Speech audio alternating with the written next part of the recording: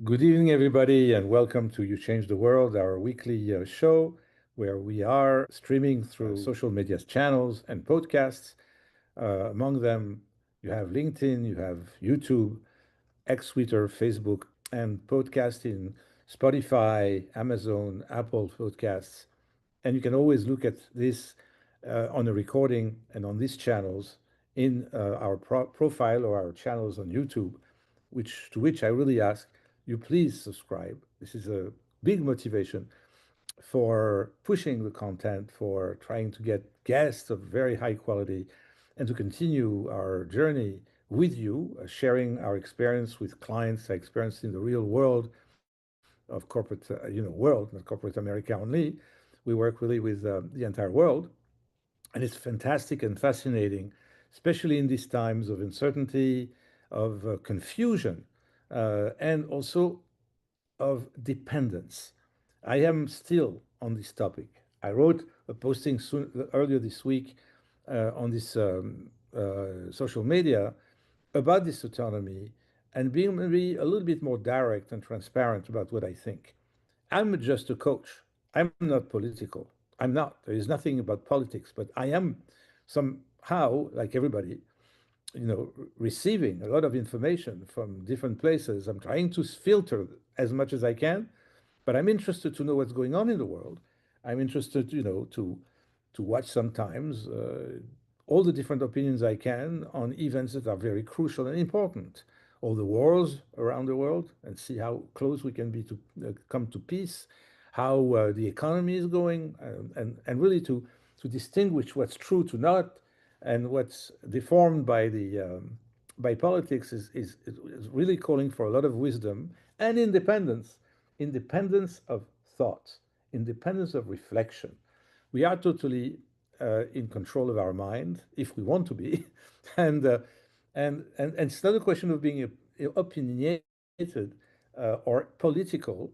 Something comes to you and really calls for your emotion and your intuition and your understanding and intelligence to make your own judgment and to make your own, decision on things that can be influenced by information.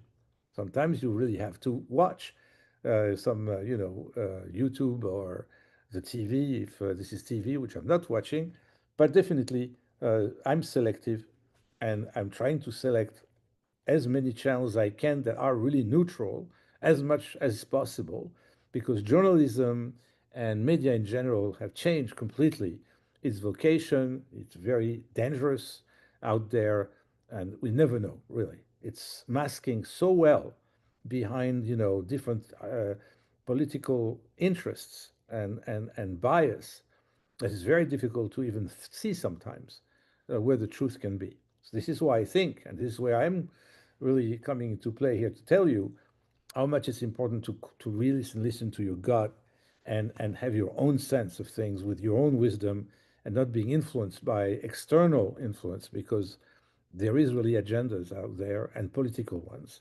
Now, what do I want to now come to? I want to come to this topic that I come back to very often because I see so many people are stuck with that. And it's to be dependent on an employer, to be dependent on a government, to vote for a candidate in an election that will tell you that they are going and promise you, take care of you, of of reducing your taxes, of giving you all kind of benefits, and all of that. So if you are voting for someone for that reason and only that reason, you are going to unfortunately be very disappointed because it's most of the time very deceiving. Even as part of a program, these people are not always aware of the resources they're going to have, the people that are going to be, surrounding them, and all other kind of circumstances that are calling for experience for people and, politicians, but also leaders that had, challenges, very strong ones, and could prove in their career and in their journeys how good they were and wise they were in the decisions that they made. But I don't want to depend on that. I don't want to be a citizen or, I want to have as little dependence as I can get on anything like that. Now, I can be employed. I can be a citizen. I can be living in a city and have a mayor. I can have all of that and be normal and have, choices to make and make my choices based on my wisdom and my freedom of choice and not being driven by politics, by influences, by different agendas and biases that are surrounding me. And I have to have my eyes as open as I can have them to stay very neutral and to stay very me, authentically me, with my interests, my family, my values, especially my values. I don't want to be affected in any of that and not distracted from any of that. Now, when it comes to autonomy, economically, socially, it's so important, right, to do everything in your day, in your month, that is, you know, around you that you can do, that you're capable of doing, that is reachable to you, everything to maintain and fight for that autonomy and not let yourself being attached or chained in an iron chain, I really mean it, to things that get you stuck. I will just give you a very simple example. In fact, I coached someone for the first time a couple of weeks ago. The obsession, the real concern of this person, the stress, even that person worked for over 25 years in his company, is to lose his job.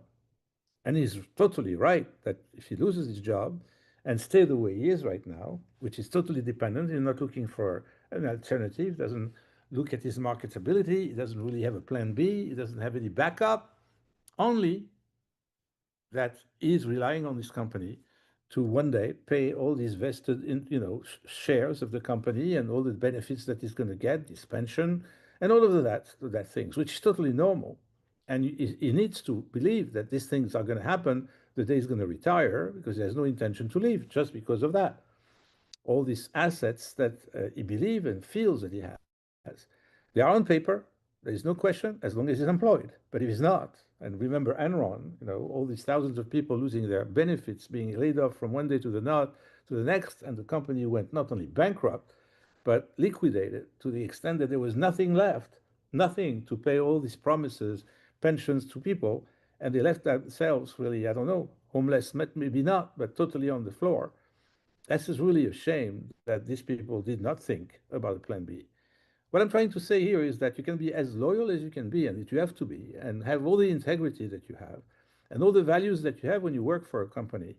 But you need to also remain yourself and have all that you need to guarantee your family and yourself all that you need to be comfortable and to be happy. And that's why I think it's much more in your hands than you think. And it's much more also your accountability, your responsibility to do whatever you have to do to be proactive about this and not let yourself completely unchained and dependent on all these different criteria.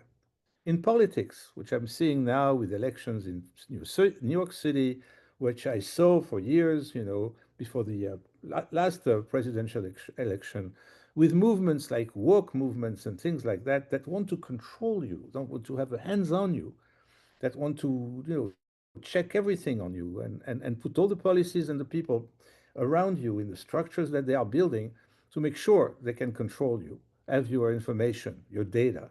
And they are stolen those data from different, databases, huge, giant databases. And one day you receive an email telling you that they are sorry that all your information has been kind of scammed completely, stolen by China or by whatever, and it's a huge, credit company. You know what I'm referring to. All of that is out there. And the more you put information in the internet, and the more you put information in those databases, and the more dependent you are without even knowing it. It's horrible. And one day, if the wrong regime comes into play, then they are going to grasp you, have a real grasp on you. And all this dependence that you would not even know that you had is going to really be felt very tangibly, and it's going to be very painful. So I don't want to scare you. I want to scare you. I want to just let you know what it means. Look at all the outcomes of this kind of reasoning, right?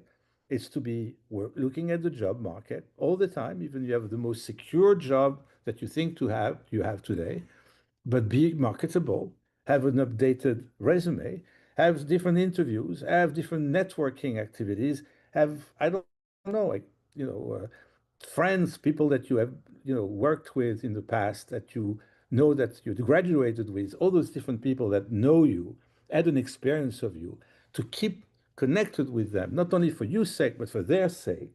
Talk about the personal board of directors. I'm not, at all joking. It's a very serious thing to really establish a ritual, if it's monthly, if it's quarterly, to meet a certain number of people that you trust and who trust you, and really have those conversations. Update yourself for the industry or their industries, what they are living through, what are the things that they are noticing.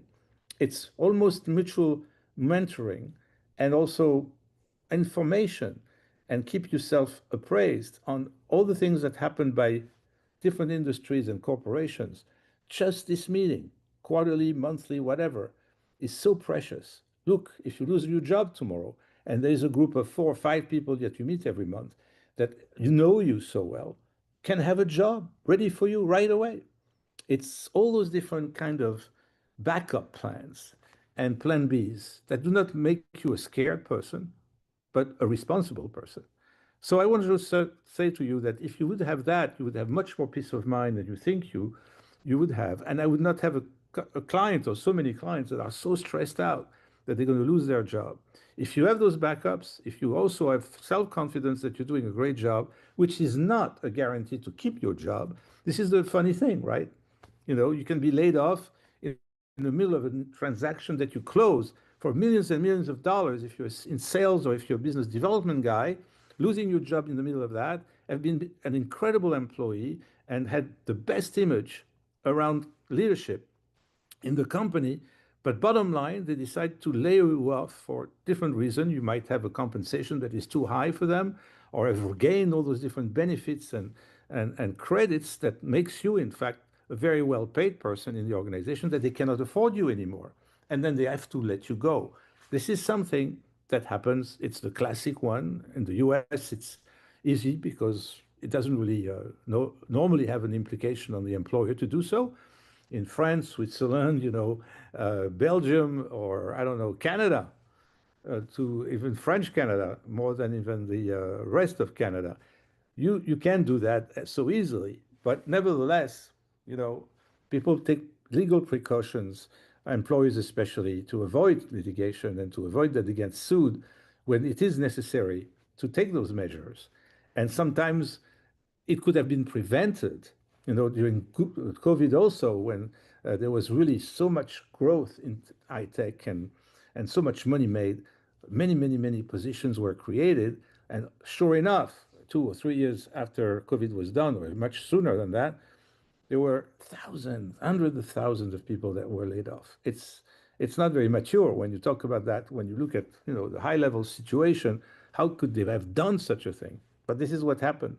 This is why, repeat to you, what you know, what you control, what you do about your life and your destiny is yours. Do not let that be in the hands of anyone else. That's all I wanted to say to you today. It's not prescriptive. It's not preaching you. It's just opening my eyes and yours eyes and mine. We are together in this journey of discovering every day that we are, in fact, much freer than we think we are. And we have this autonomy if we want it. You can really pick it up tomorrow, today, in this moment.